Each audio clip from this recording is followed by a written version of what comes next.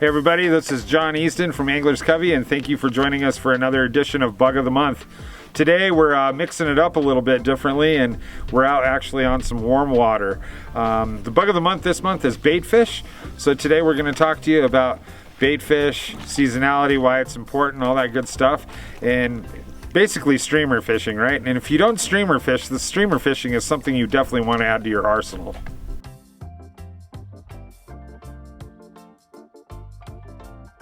Why it's important, especially I like to focus on streamers or baitfish patterns, especially in the shoulder months, so in the spring and the fall. Those periods of time are when fish are really going to start packing on the pounds, and they're more inclined to move a little bit more, to eat a bigger food source. So the good thing about baitfish is you can target really every species that we have here in Colorado. So bass, wiper, walleye, trout, pretty much everything that you can think of. You know, up in our higher elevation lakes, a lot of northern pike. So streamers are super versatile, and again, we urge you to really go down that path and try to check out some streamer fishing.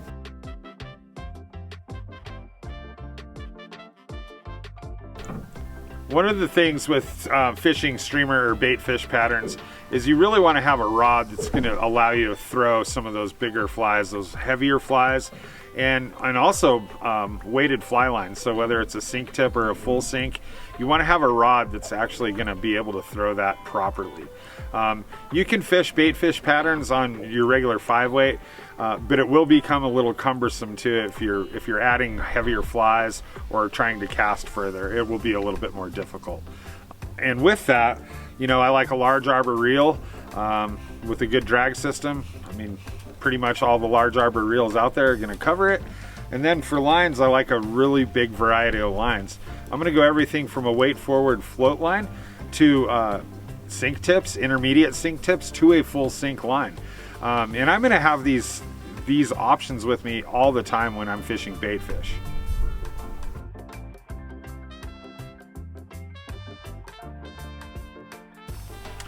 Now with your terminal tackle, a good rule of thumb is just use heavy stuff. If you're going to use store-bought leaders or anything like that, I like a 7.5 foot 0X leader. I don't want really long leaders on my streamer rigs.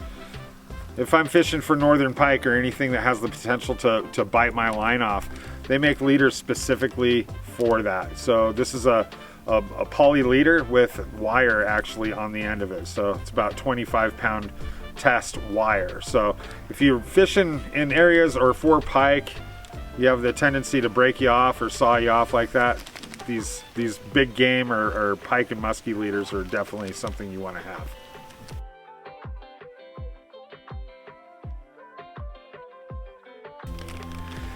One of the coolest tools as of late that SA has actually come out with is this sonar leader kit. So this gives me a bunch of different Versa leaders or leaders that I can add on to my existing float line. This will essentially turn that regular float line into various sinking lines. Everything from type 1 clear down to a type 5 line. And just kind of a short on that, like a type 1 sink line or intermediate sink line would be about 1 inch to 1.5 inches per second. Clear down to 5, which would be about 5 inches per second. So you can see the different weights there. This sonar leader kit is a game changer in all your streamer fishing. And one of the things with your terminal tackle as well is I rarely use any tippet. So you can actually tie that fly right onto the end of that 7.5 foot leader. A little trick here too, all the leaders that you have purchased for your trout fishing, even your 5X leaders, when you're cutting them down and tying knots on, they get shorter and shorter. And most people just throw that butt section of their leader away. Actually, if you save that, that turns into a perfect leader. So it kind of repurposes something you've already purchased. One of the other products that I really like are these Stay Loc Snaps. Now this is something that I use on a lot of my northern pike rigs. This allows me to just tie on the snap on the end of my leader and be able to change flies very quickly without, you know, doing knots over and over again.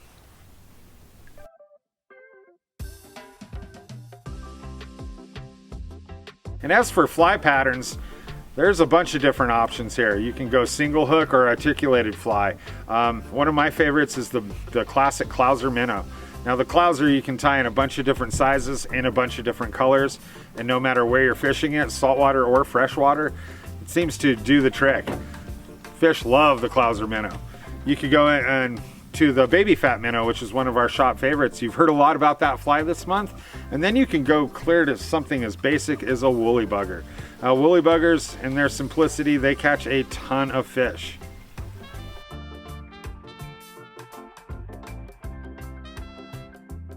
So for the purpose of this video, we're actually fishing some still water. We're in a lake, and one of the first things I'm going to look for in terms of where to fish are places like coves. Now coves present a really cool opportunity for fish. When there's bait fish stuck in coves, it's less work for those predatory fish to actually hunt down and eat. It's not like the wide open aspect of the lake. So coves are one of the first things that I'm going to look for. The second thing I'm going to look for when I'm fishing these bait fish patterns is cover, structure, weeds, old logs, anything like that. And coupled with that, I'm going to look for variations in that water depth. So shelves, points, all those kind of things, those dynamics in the lake that will hold fish. One of the cool things about bait fish as well is a lot of these predatory fish will work together to corral them and then feast on them. So one of the things that you'll see in a lot of these lakes is what we refer to as bait balls. A dead giveaway for that is you'll see a lot of birds hitting the top of the water, and it almost looks like rain is just falling in that one little spot. The surface is very nervous, and that's a sign that there's bait fish being consumed right there. If you see that, that is definitely a place that you want to target with your bait fish pattern.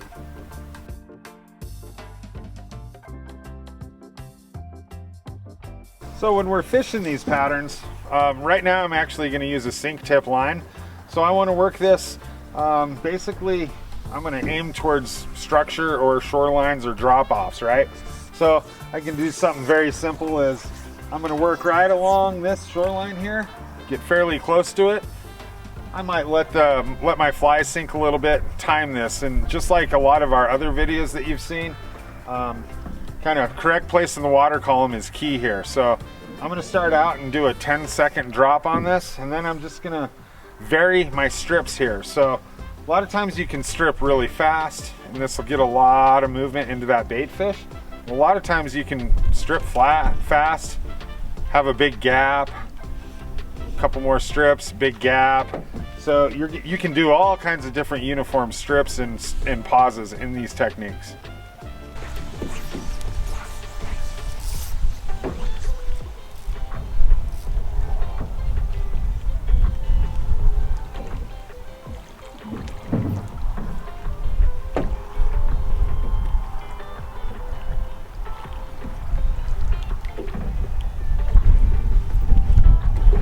So thank you guys for joining us today for this edition of Bug of the Month, where we were talking about bait fish. We hope this will help you in your streamer fishing, or at least expand your fly fishing horizons, so to speak. Now, the important thing about this is, you know, more and more there's a lot of people on the rivers, and diving into this kind of venue of fly fishing, if you will, this is going to really expand your opportunities. Fishing in all these different lakes and stuff is a ton of different fun, and actually these techniques are going to make you an overall better angler. If you guys do have any questions about this, feel free to come in the shop and ask any of us in the shop. Drop a comment below, and we will see you next time for Bug of the Month.